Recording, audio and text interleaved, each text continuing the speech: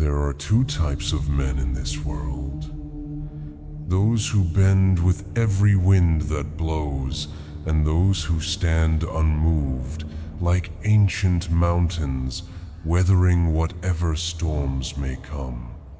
You already know which one you are.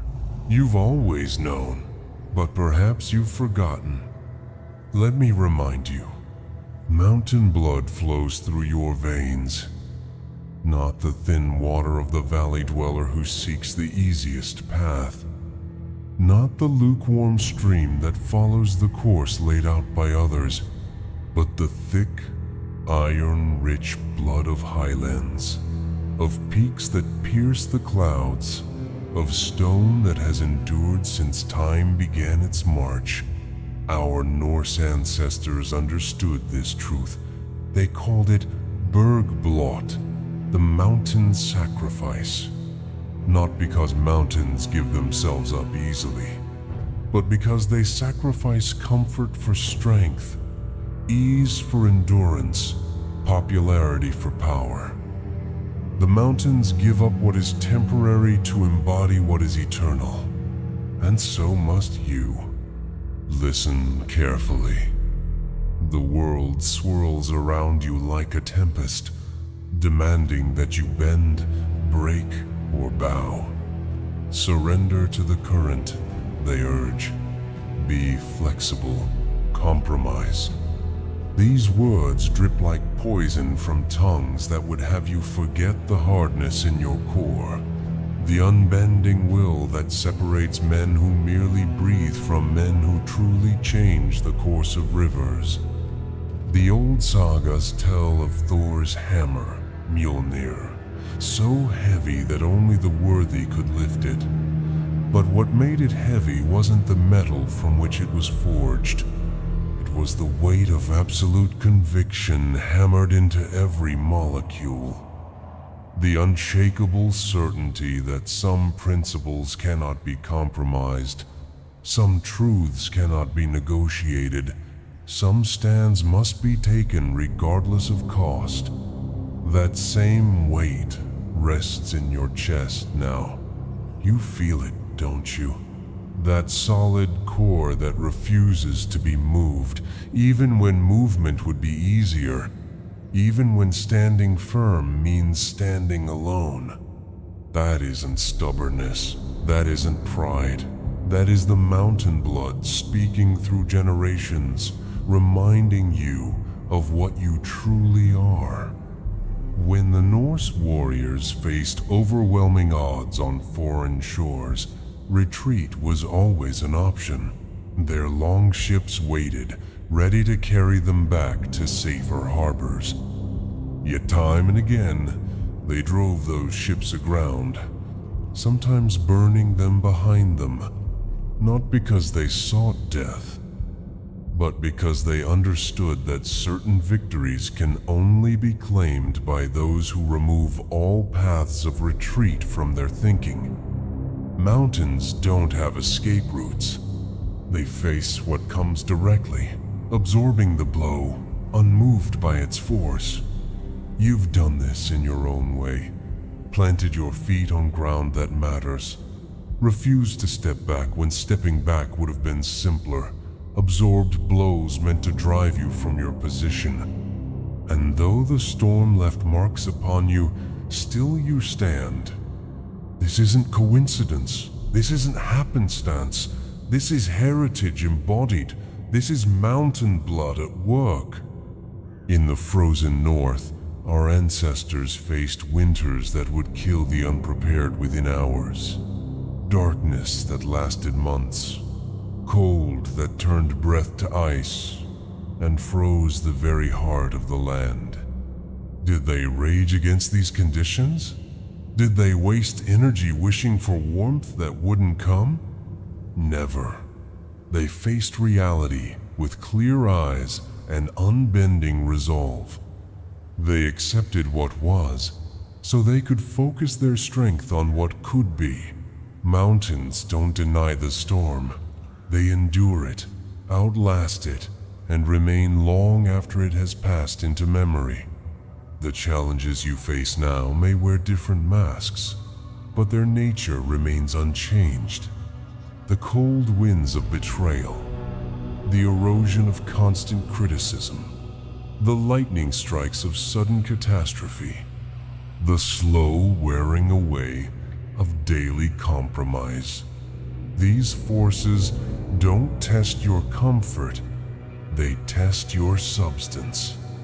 They reveal whether you're made of sand that washes away with the first rain or bedrock that holds firm against 1,000 years of weathering. Sand gives way, mountains remain. The Norse had a concept called staðfesta, steadfastness, not just in battle, but in all things. In their word, in their commitments, in their very being. A man's honor wasn't measured by his victories, but by his unwavering stance when victories seemed impossible, by his refusal to abandon what he knew to be right, even when right was unpopular, unprofitable, or dangerous to maintain. Think about that. In a world obsessed with flexibility, with going whichever way the wind blows, with changing positions based on whatever earns the most approval, the Norse valued the exact opposite. They honored the mountain, not the river, the oak, not the reed, the wolf that dies with teeth bared rather than the fox that survives through endless adaptation. This isn't mindless rigidity. Mountains aren't stupid in their strength. They're strategic, patient, wise in ways that valleys never comprehend. They know when to absorb the blow and when to shatter what strikes them. They know that sometimes standing firm means standing silent, allowing the storm to exhaust itself against your unmoved form. Other times, standing firm means roaring back with the full force of your conviction, an avalanche of truth that buries falsehood beneath its weight. You have this wisdom in you. It speaks in the quiet moments when the world's voices fade. It guides your hand when easier paths present themselves, yet something in you refuses them. It straightens your spine when everything around you stoops and bends. The Norse warriors carried something they called huger, not just courage, but the essence of who they were, the core that remained unchanged regardless of circumstance.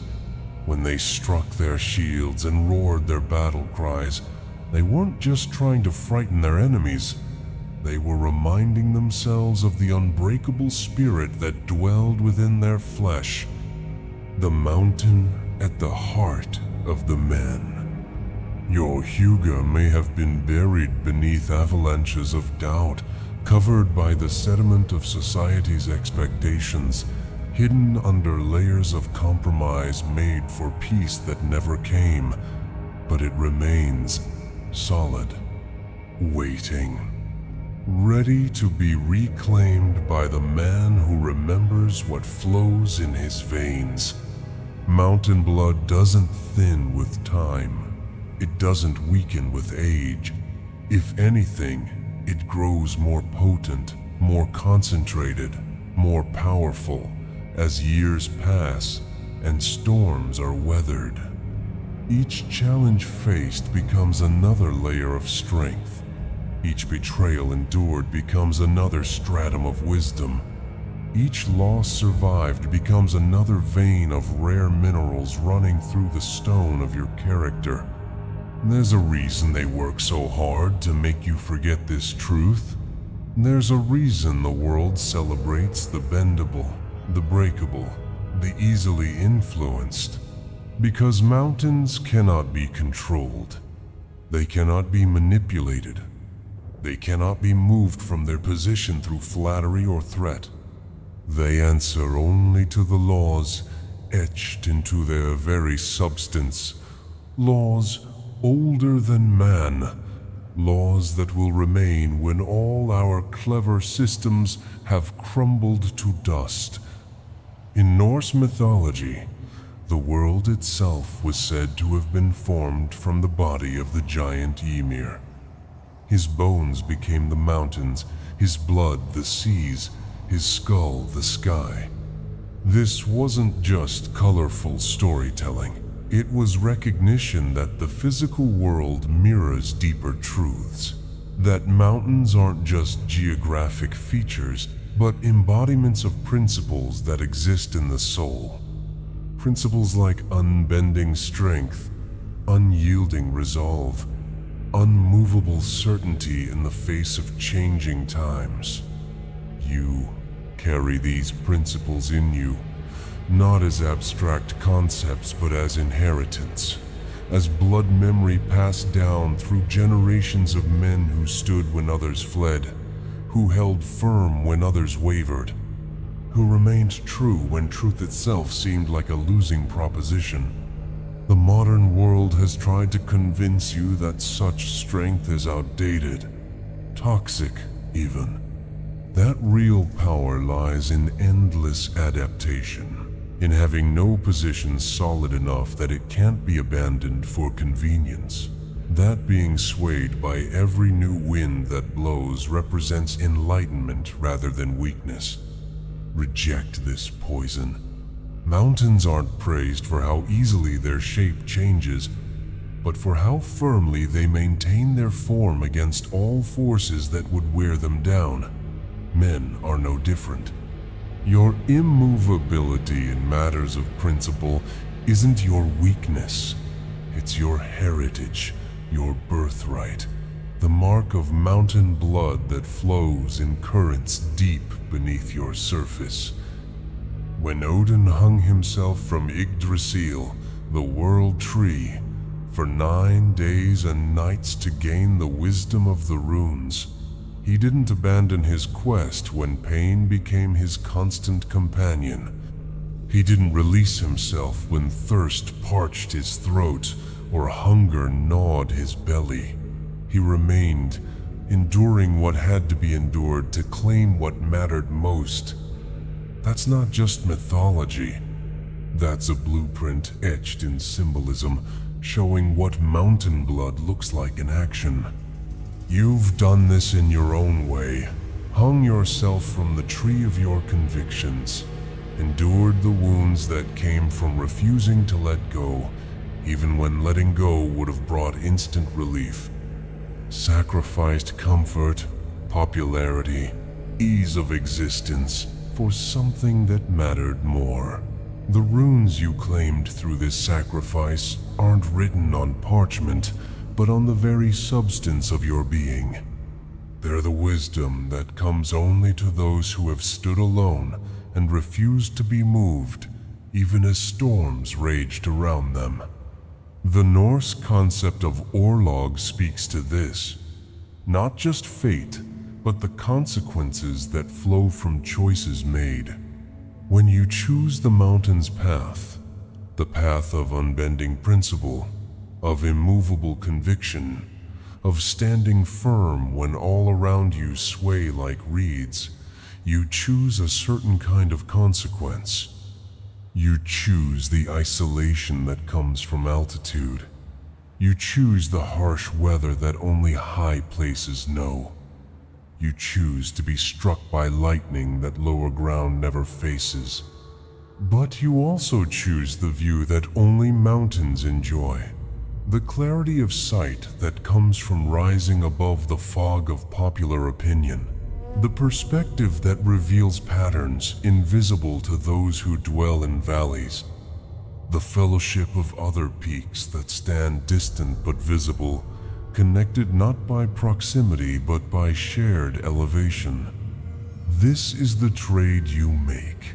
This is the sacrifice demanded by mountain blood.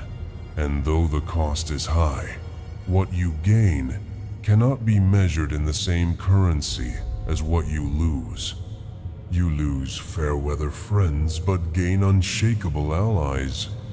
You lose easy paths but gain meaningful destinations. You lose the comfort of the crowd, but gain the certainty that comes from following inner law rather than external pressure. In the ancient North, they spoke of veg, not just honor, but the specific kind of honor that comes from following your own path, regardless of what others think of it. Mountains don't apologize for casting shadows. They don't regret their height. They don't wish to be valleys so that more might find them accessible. They stand as what they are, without explanation or excuse, and in doing so, they earn not the love of all, but the respect of the worthy. Your vegre is not measured by how many approve of your stance, but by how firmly you maintain it when approval is withheld. Not by how easily you fit into spaces prepared by others, but by how resolutely you occupy the space that belongs to you alone. Not by how freely you compromise what matters, but by how fiercely you defend it when compromise would be easier. They wanted you pliable, moldable, a man of wax who melts and reshapes with every temperature change in the room. Instead, they got granite, bedrock, a man of stone who bears the marks of storms but remains essentially unchanged by their passing. No wonder they rage, no wonder they scheme. No wonder they work so hard to make you doubt the very substance from which you're formed. The Norse warriors didn't enter battle hoping for victory. They entered battle having already accepted whatever came, including death. This wasn't fatalism. It wasn't surrender to the inevitable. It was the ultimate expression of mountain thinking. What matters isn't the storm, but how you face it. Not whether you survive its passing, but whether you remain true to yourself while it rages around you. This perspective strips away false urgency.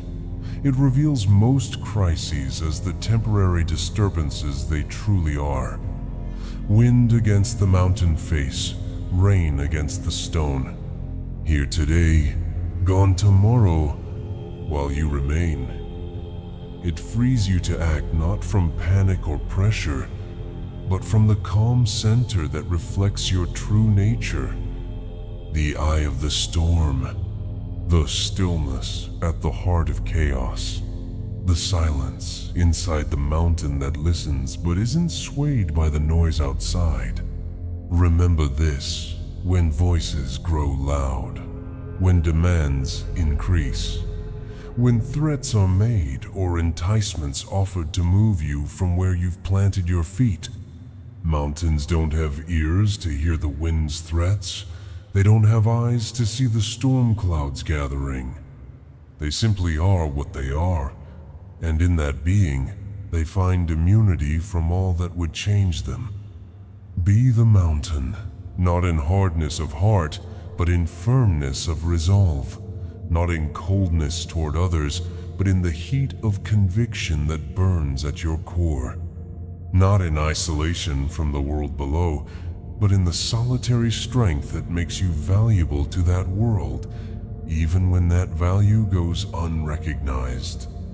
The Norse concept of drengskaper speaks to this perfect balance. It meant not just courage, but courage guided by honor. Not just strength, but strength tempered by wisdom. Not just standing firm, but standing firm for something worthy of the stand. Mountains don't waste their immovability on trivialities. They save it for what matters most. Being exactly what they were created to be, regardless of what storms may come. This is your heritage. This is your calling. This is the voice that speaks through blood and bone when the world demands you kneel before its changing fashions, its shifting values, its temporary truths, The voice that says, "Here I stand. I can do no other." They'll call you rigid, inflexible, outdated. Let them. Mountains don't concern themselves with the opinions of those who've never climbed to such heights, who've never felt the thin air of principle that exists only at elevation, who've never known the exhilaration of standing unmoved while storms rage and pass, leaving you unchanged except for the weathering that makes you more beautiful, not less. Your strength isn't spite. It isn't ego. It isn't the small man's desperation to seem big. It's the natural expression of mountain blood fulfilling its purpose, of stone remembering its nature, of heights refusing to be lowered to make valleys feel less inadequate by comparison. In the sagas, the heroes weren't just strong. They weren't just brave. They were resolute in ways that modern minds struggle to comprehend. When Sigurd plunged his sword into the dragon Fafnir, he didn't do so with doubts clouding his mind or hesitation weakening his thrust. He struck with the full force of absolute conviction, of unwavering purpose, of unmixed intent. The mountain doesn't send small stones tumbling down its slopes. It sends avalanches that reshape the landscape below. Be that avalanche when action is required. Be that stillness when patience is needed. Be that height when perspective is lacking. Be that shadow when truth needs emphasis through contrast. Be that summit when others need a point to navigate by. Be that solidity when all around you seems to shift and change with every passing wind. Mountain blood demands nothing less. It accepts nothing less. It produces nothing less in the man who surrenders to its flow rather than fighting against its nature. They thought they could wear you down, erode your resolve, turn stone to sand through constant pressure. They failed to understand what millennia of weather have proved. Mountains don't weaken with weathering. They're revealed. Each storm removes another layer of the superficial, exposing the essential core that was always there, waiting to be uncovered. Let them come, these storms. Let them rage against what cannot be moved. Let them exhaust themselves against the immovable object that you've become. And when they pass, as all storms eventually must, stand as you've always stood, not because you're stubborn, not because you're inflexible, but because mountain blood knows no other way to flow. The Norse understanding of haminga, personal power or luck, wasn't about chance or randomness.